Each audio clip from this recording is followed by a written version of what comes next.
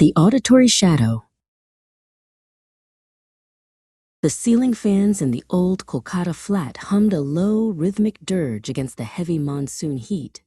Riya sat in the living room, the shadows stretching long and thin across the mosaic floors. It was too quiet, the kind of stillness that felt like a held breath, heavy with the scent of damp plaster and old wood. From the back of the hallway, in the nursery where the air always felt a few degrees colder, a sound drifted out. It was a familiar baritone, soft and melodic. Siddharth was singing the lullaby he always used to settle the baby, his voice echoing gently off the high walls.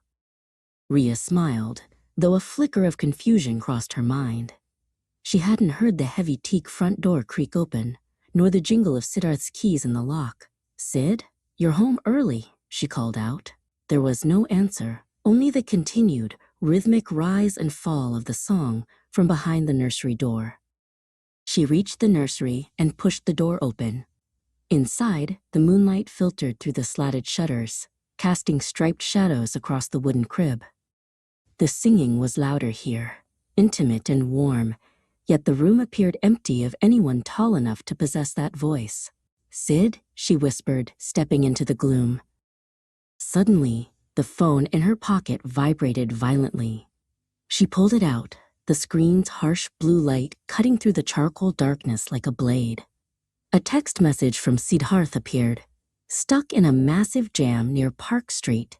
Rain is crazy. Won't be back for another hour. Don't wait up for dinner." The singing stopped instantly. The silence that followed was heavy and suffocating, broken only by the sound of Riya's own blood hammering in her ears. If Siddharth was miles away, trapped in a sea of honking cars, then the voice in this room had been a lie, a perfect sonic mask. From beneath the dark void of the crib, a set of fingers emerged. They were impossibly long and pale, like bleached bone, and spindly as the legs of a cave spider. They gripped the wooden slats of the crib, the skin stretched so tight over the knobby joints that it looked ready to tear. Riya tried to back away, but her legs felt like lead. Then, a new sound emerged from the darkness. It wasn't Siddharth's voice anymore. It was her own. "Sid? You're home early," the thing hissed from under the crib, perfectly capturing her inflection, her breathiness, and her rising terror. The creature began to crawl out, its movements jerky and fragmented.